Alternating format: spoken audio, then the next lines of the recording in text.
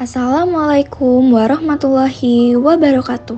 Halo teman-teman, saya dan teman-teman saya dari kelompok 2 akan mempresentasikan tentang aliran Khawarij, Syiah, dan Murji'ah.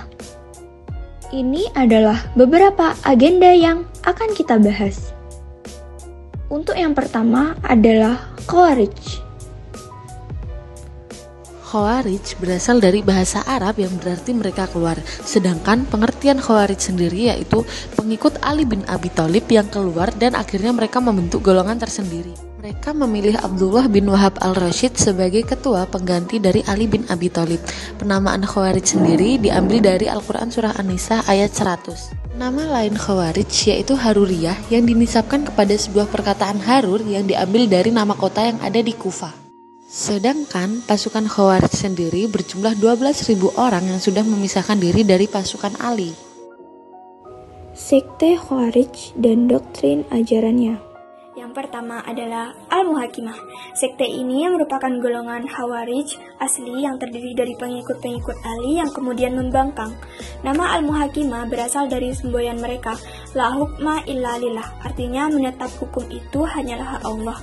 Mereka menolak tahkim karena dianggap bertentangan dengan perintah Allah Subhanahu wa Ta'ala. Yang kedua adalah Al-Azhariyah. Sekte ini lahir sekitar tahun 60 Hijriah atau akhir abad ke-7 Masehi di daerah perbatasan antara Irak dan Iran. Nama Al-Azhariyah dinisbahkan kepada pemimpinnya yaitu Abi Rashid Nafi bin Al-Azraq. Sebagai khalifah, Nafi digelari Amirul Mukminin. Menurut Al-Baghdadi, pengikut Nafi berjumlah lebih dari 20 orang. Setiap orang Islam yang menolak ajaran Al-Azhariyah dianggap musyrik. Bahkan pengikut Al-Azhariyah yang tidak berhijrah ke dalam wilayahnya juga dianggap musyrik. Berdasarkan prinsip ini, pengikut Al-Azhariyah banyak melakukan pembunuhan terhadap sesama umat Islam yang berada di luar mereka.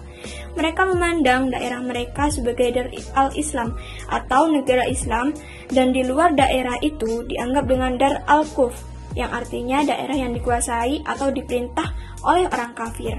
Al-Azhariyah mempunyai sikap yang lebih radikal dari Al-Muhakimah. Mereka tidak lagi menggunakan istilah kafir, tetapi istilah musyrik. Mereka juga mempunyai doktrin. Orang Islam yang tidak sepaham dengan mereka adalah termasuk orang musyrik. Begitu juga pengikut Al-Azhariyah yang tidak mau berhijrah ke dalam lingkungan mereka juga dipandang sebagai musyrik. Ketiga adalah An-Najdah. Pendiri sekte ini adalah Najdah bin Amir al-Hanafi, penguasa daerah Yamamah. Lahirnya kelompok ini sebagai reaksi terhadap pendapat Nafi, pemimpin Al-Azhariyah yang mereka pandang terlalu ekstrim.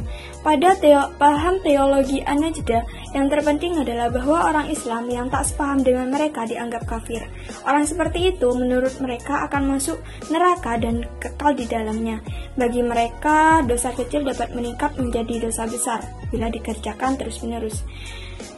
Beberapa tokoh penting dari sekte ini seperti Abu Fudaik dan Rashid At-Tawil membentuk kelompok oposisi terhadap An-Najdah yang berakhir dengan terbunuhnya Najdah pada tahun 69 Hijriah atau setara dengan 688 Masehi.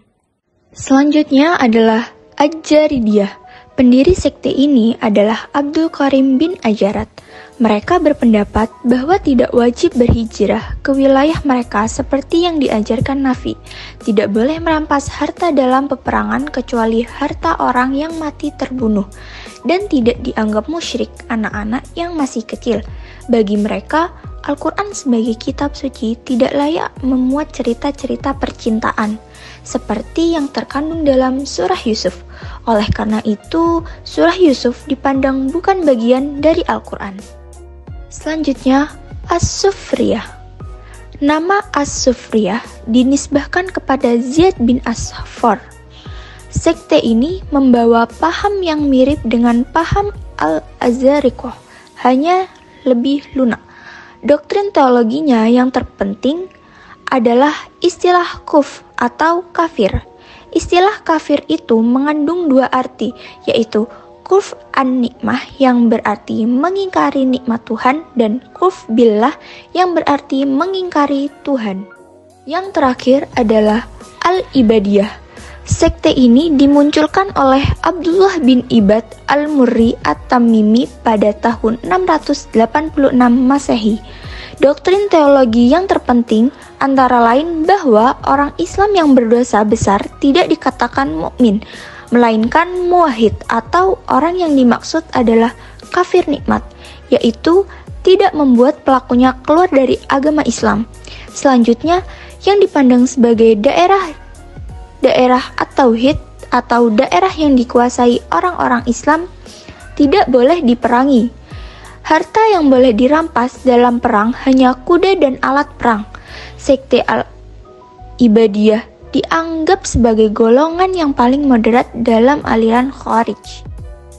Selanjutnya, yang kedua, Syiah.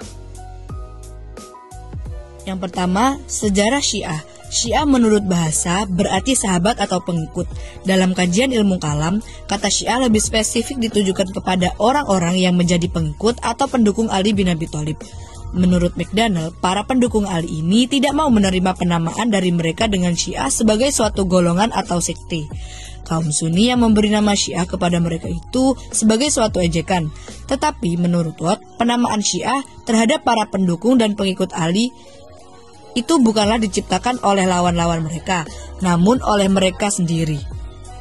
Menurut Asy-Syahrastani, Syiah adalah nama kelompok bagi mereka yang menjadi pengikut Syiah Ali bin Abi Thalib dan berpendirian bahwa keimanan atau kekhalifahan itu berdasarkan pengangkatan dan pendelegasian Najwa Syiah, baik dilakukan secara terbuka maupun secara sembunyi-sembunyi atau rahasia.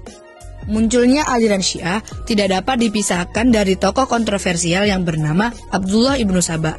Dia adalah seorang pendeta Yahudi yang berasal dari Yaman yang berpura-pura masuk Islam. Abdullah ibnu Saba masuk Islam dengan tujuan hendak merusak Islam dari dalam karena mereka tidak sanggup mengacaukan dari luar. Propaganda yang pertama kali dilakukan oleh Abdullah ibnu Saba adalah menyebarkan fitnah terhadap Khalifah Utsman bin Affan dan menyanjung-nyanjung Ali bin Abi Thalib secara berlebih-lebihan. Propaganda ini mendapatkan sambutan dari sebagian masyarakat Madinah, Mesir, Basrah, dan lain-lain. Dia sangat berani membuat hadis palsu yang bertujuan mengagung-agungkan Ali bin Abi Thalib dan merendahkan Abu Bakar As-Siddiq, Umar bin Khattab, dan Utsman bin Affan. Propaganda yang dilakukan oleh Abdullah ibnu Saba yang lain, yang pertama al-wisoyah yang berarti adalah wasiat, yang kedua ar-raj'ah yang berarti kembali, yang terakhir adalah ketuhanan Ali bin Abi Thalib. Ibnu Saba juga mempropaganda paham bahwa dalam tubuh Ali bin Abi Thalib bersemayam unsur ketuhanan. Syiah Sabaiyah adalah pengikut Abdullah bin Saba. Mereka berlebih-lebihan mempercayai bahwa Nabi Muhammad akan kembali ke dunia seperti Nabi Isa alaihissalam. Kemudian mereka juga meyakini bahwa Ali belum mati, tetapi beliau bersembunyi dan akan lahir kembali. Dan mereka juga meyakini bahwa Jibril keliru dalam menyampaikan wahyu. Mestinya Jibril menurunkan wahyu kepada Ali, bukan kepada Nabi Muhammad. Dan mereka juga meyakini bahwa Ruh Tuhan turun kepada Ali. Sekte ini termasuk Syiah Gholiyah atau Syiah yang keterlaluan yang berlebih-lebihan. Syiah Kaisaniyah adalah Syiah pengikut Mukhtar bin Ubay al-Saqafi. Golongan ini pun digolongkan sebagai Syiah yang ekstrim atau gulat. Pendiri kelompok Kaisaniyah adalah Kisan, seorang mantan pelayan Ali. Golongan ini tidak mempercayai adanya Ruh Tuhan dalam tubuh Ali bin Abi Thalib.